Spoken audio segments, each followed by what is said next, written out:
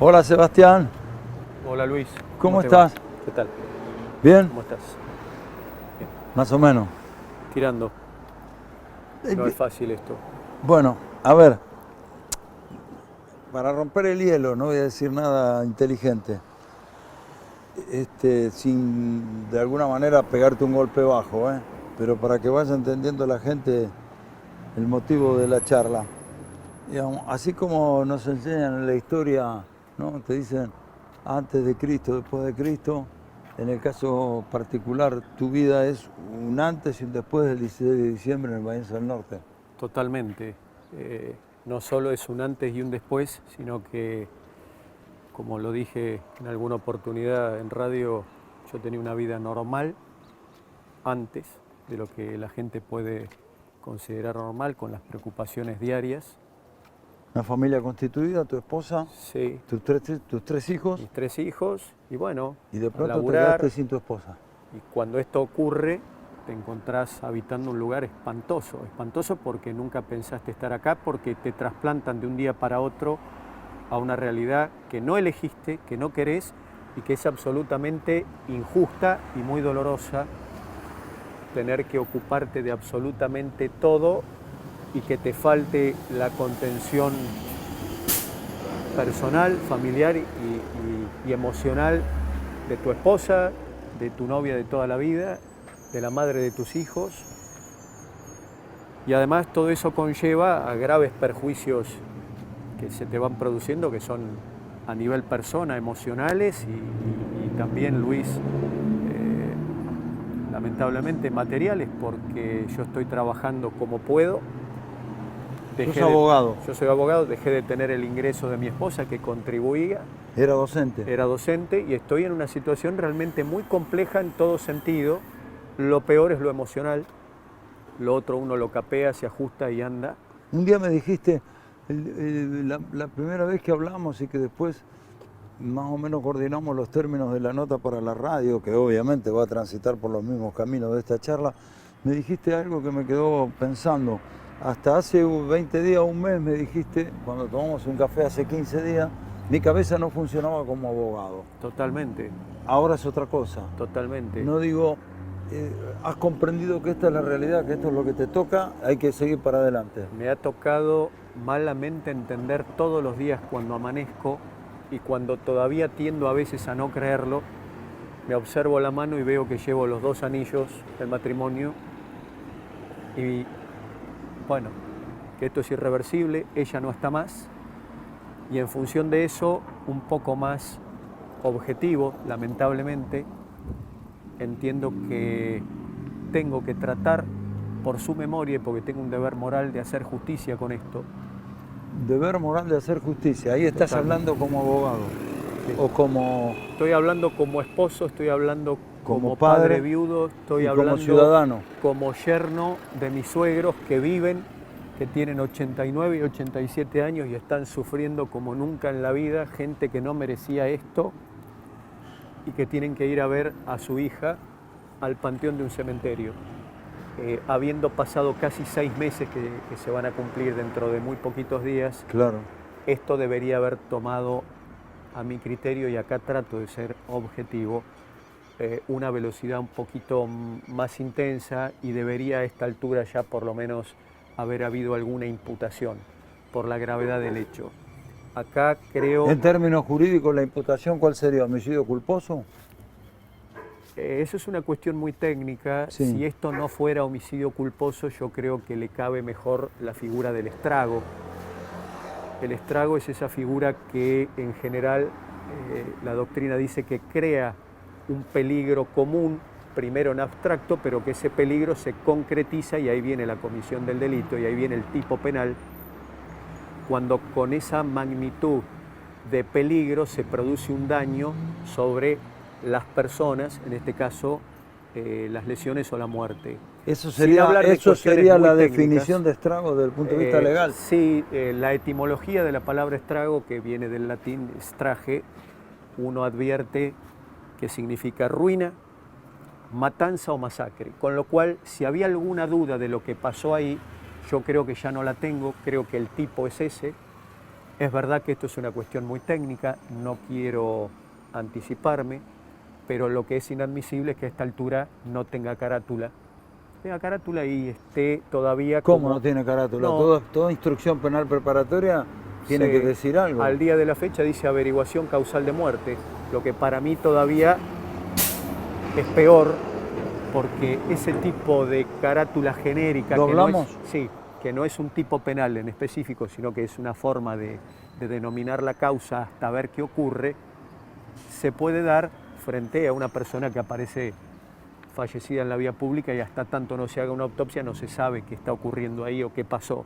Ahora, en este caso, donde las autopsias lamentablemente confirman que la gente murió aplastada y el que no murió aplastado murió asfixiado, es inadmisible que todavía... Eso dicen Las autopsias dicen eso, de las 13 personas.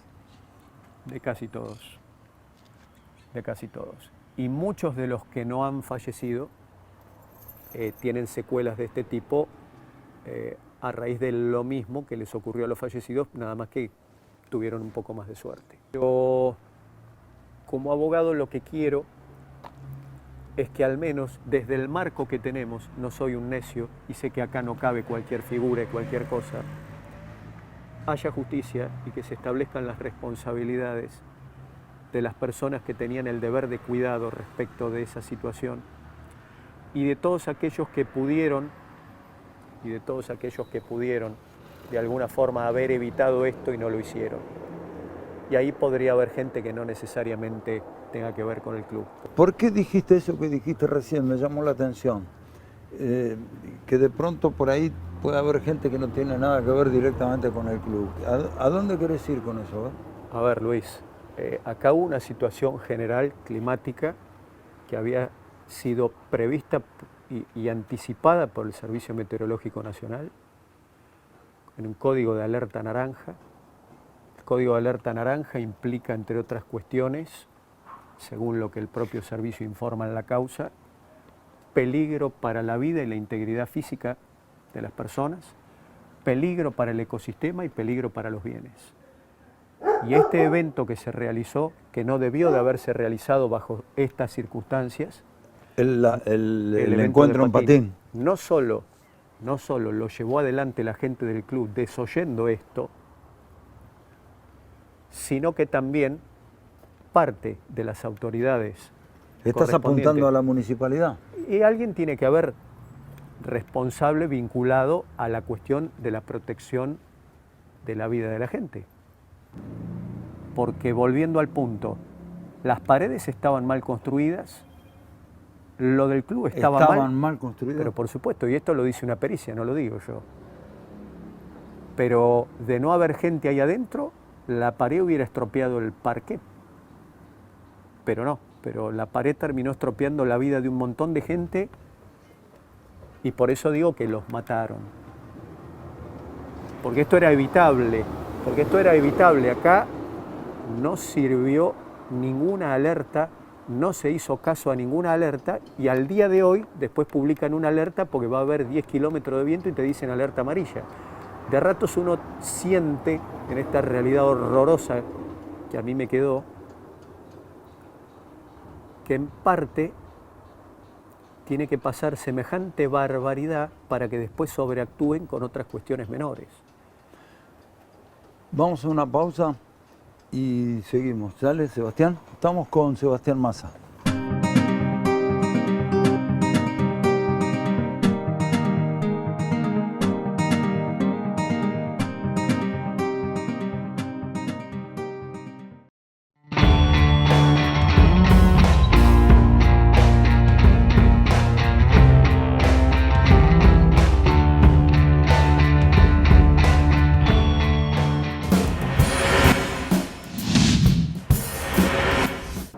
A mí, si hay algo cuando hablamos en el café y después hablamos en la radio, hay algo que me sorprendió, no tanto, no sé cómo decirlo, pero tenés un relato tan pormenorizado, es como que, me imagino yo, todos esos detalles te deben estar dando vuelta por la cabeza permanentemente. ¿Podemos ir a ese día? Sí, cómo no. ¿Podemos hacer un relato de 4 o 5 minutos, de 3 minutos? Mira, Luis, te aclaro esto. Siempre fui una persona de una memoria importante. Diría que es natural y en este caso me juega muy en contra. Juega muy en contra porque los recuerdos son los que todos los días te golpean y en esos recuerdos, por supuesto que tengo los mejores de quien fuera en vida, Juliana, mi novia, mi esposa, pero también tengo imágenes muy terribles de lo que me tocó ver. Y sí, te voy a contar ese día, porque mucha gente cree... Vámonos al 16 de diciembre, Sí, sábado, sí. 7 menos 10 de la tarde. Vos salís de tu casa al barrio Sí, Pacífico sí, y llevas a sí. tu esposa. Mi esposa salía apurada, corriendo con la nena, y le digo, ¿a dónde vas? Al club que adelantaron la hora que me tengo que ir. Digo, te llevo, no, porque vos estás con la música, te llevo. Nos subimos al auto, llegamos, y me dice, vos sí que tenés suerte.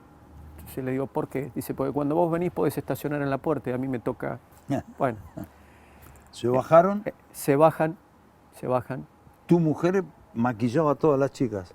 Juliana históricamente los últimos 4 o 5 años maquillaba a todas las nenas, lo aclaro esto, de onda, para colaborar. Este año no sé qué había pasado ahí, me dice, mira, dice, me había a la tribuna, donde nunca se sentaba.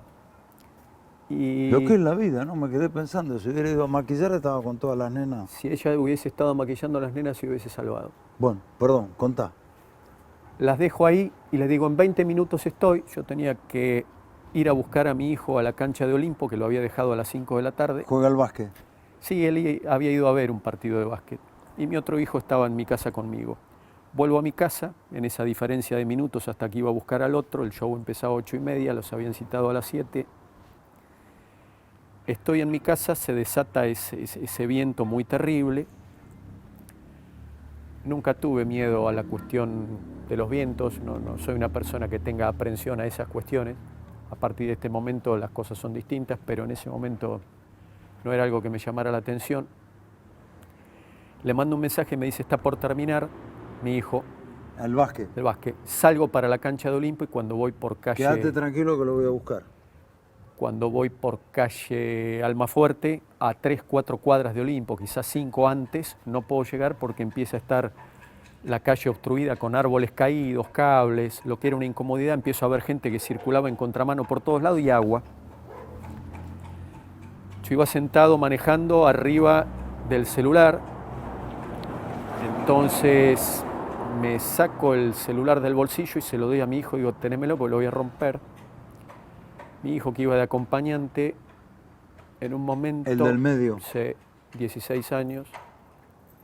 En un momento lo miro, se le transformó la cara, se pone a llorar. Le digo, ¿qué te pasa?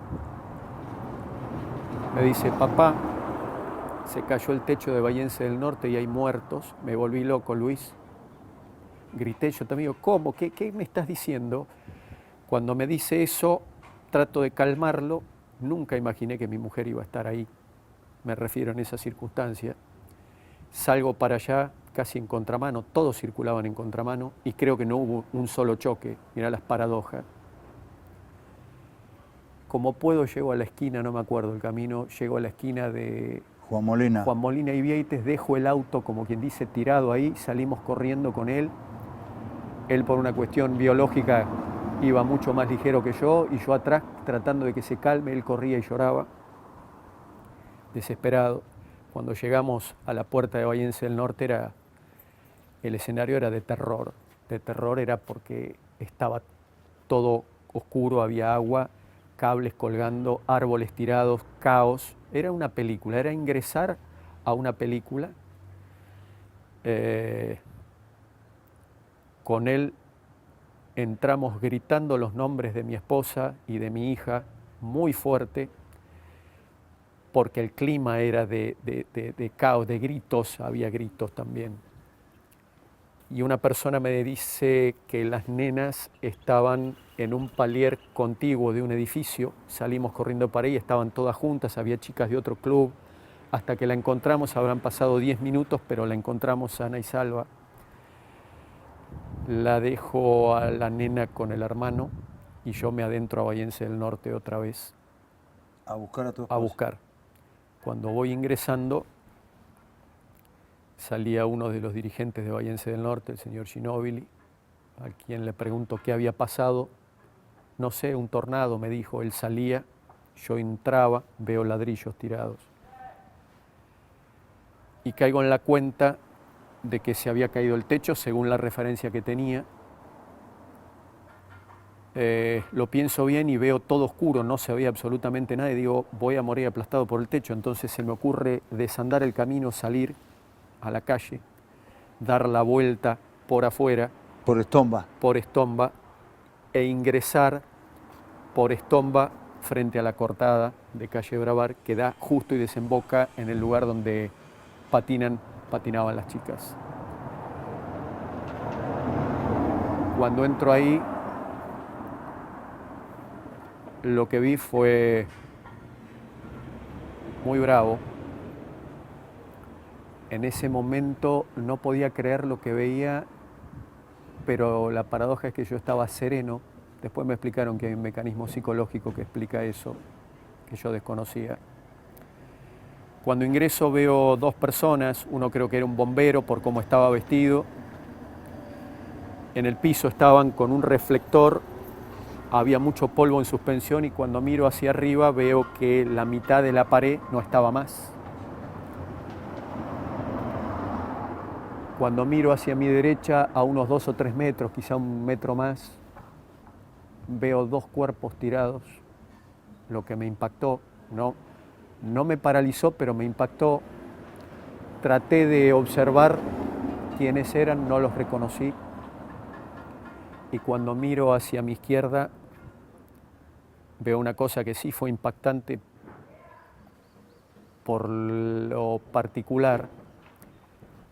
Era gente sentada, como quien dice que había estado apoyada en una baranda y que habían quedado ahí sepultados en escombros. Se veían los rostros de esta gente. Cuando quiero acercarme, porque ahí la desesperación me gana un poco y quiero empezar a buscar a mi esposa, vienen dos personas que me sacan y me dicen que no puedo estar ahí. Empiezo a tratarles de hacer entender que me quería quedar me sacan y empiezo a deambular por el hospital municipal. Fui al hospital Pena manejando hasta allá, no sé ni cómo llegué, no me acuerdo. En el Pena me dicen que los que habían entrado conscientes y que eran 12 personas, me leen el listado y no estaban, vuelvo para acá. Estaba todo mojado, volví a mi casa y me cambiaba. ¿Y tu pibe, el de Olimpo? No, desesperado porque de a ratos, no todo el tiempo, de a ratos se me aparecía que no estaba mi hijo.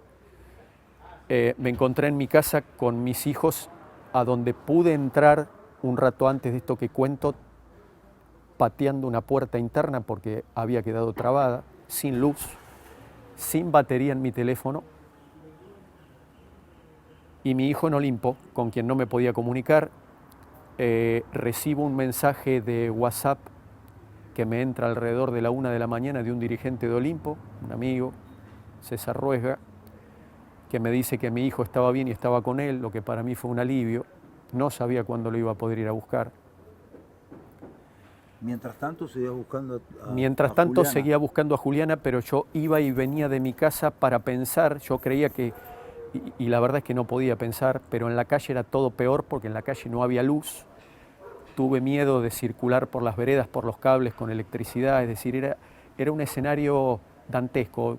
Casi como escuché a alguno decir que parecía una guerra, bueno, suscribo porque andar por la calle tantas horas me dio esa sensación y ahí es donde sentí, de a rato sentía que estaba habitando un infierno propio, en un microclima infernal de lluvia, de caos, de desastre.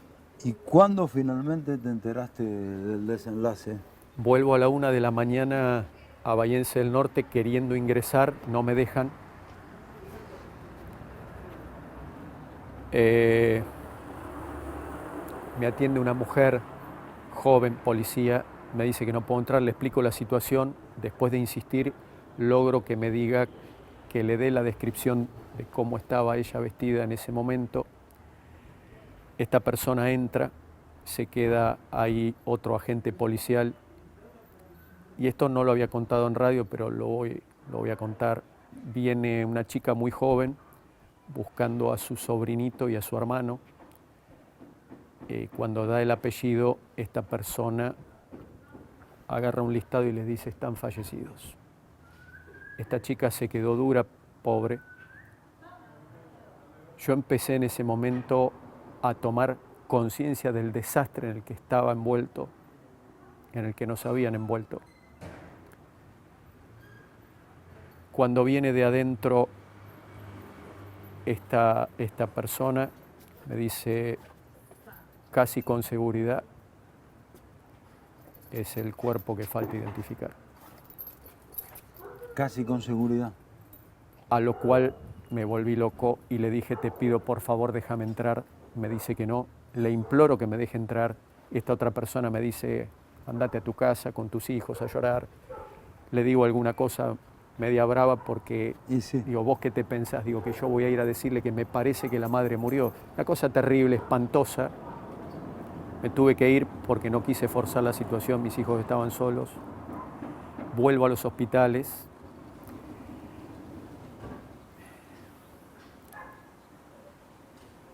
Y ya no sabía qué hacer. Le escribo a un pariente, no la puedo encontrar, no sé más qué hacer. Pariente que vive en Cerri, un hombre muy apreciado por mí, un hombre mayor, me dice: seguí buscando. Ahí decido salir a la comisaría y salgo con una linterna porque no quería manejar. Mi estado ya anímico era muy malo y tenía mucho miedo de chocar o que me chocaran, además de que no se podía transitar por la calle. ¿Te fuiste caminando de acá del barrio? Me fui caminando ¿Hasta la segunda? hasta la comisaría segunda, ¿Y? que estoy a pocas cuadras, y sentí que caminé kilómetros, no llegaba nunca. En ese trajinar que lo hacía por la calle, porque las veredas eran peligrosas. ¿Con la linterna? Con una linterna, porque no se veía absolutamente nada. Esa linterna claro. me la proveyó un vecino. Claro. Me quiso acompañar, le dije: quédate con tu familia. Me fui. Cuando voy llegando a la comisaría segunda, una cuadra antes o dos, había un árbol obturando toda la calle y tuve que adentrarme en ese árbol para poder avanzar. Ahí fue Luis, donde toqué fondo, creía que había tocado fondo. Y pedí ayuda porque sentía que no podía más con la situación de todo lo que estaba atravesando. Lo peor faltaba minutos después. Cuando voy a ingresar a la comisaría, están saliendo esta mujer muy joven y este otro agente. Los que habías visto un par de horas antes en el club. En Vallense del Norte. Y me llaman por el nombre, y yo sí. Y esta chica me dio la alianza de mi esposa y se me cayó el mundo. Ahí sentí que me apagué. Sentí morirme y tenía que ver cómo volvía para decirle esto a mis hijos. Claro. Te imaginarás que ese trayecto fue, bueno, mi cabeza muy complicada con pensamientos surrealistas, con la incredulidad de lo que te acaban de decir. Cuando horas antes yo era un tipo que estaba escuchando música, dejé a mi esposa en un show donde me iba a ir a sentar. Bueno, cuando llego a mi casa le doy esta noticia a mis hijos mayores, que estaban despiertos. Fue muy terrible, con la luz cortada. Y terminamos acá.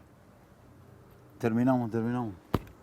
Gracias por, bueno, otra vez, por habernos atendido y por haber contado esto, que está en carne permanentemente, está en carne viva permanentemente. Luis, yo agradecido por tu espacio y quiero ser claro. Yo tengo, valga la redundancia, muy en claro por qué estoy acá haciendo esto, y es justamente por la desgracia que nos ocurrió, que nos causaron, que mi esposa murió.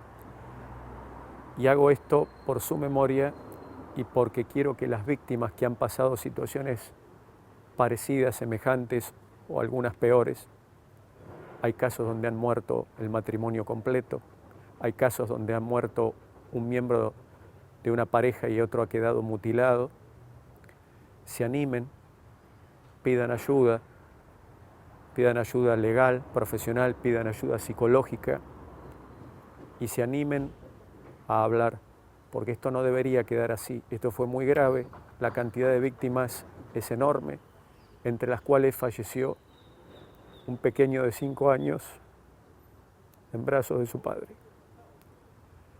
Gracias por el espacio y espero que se haga justicia.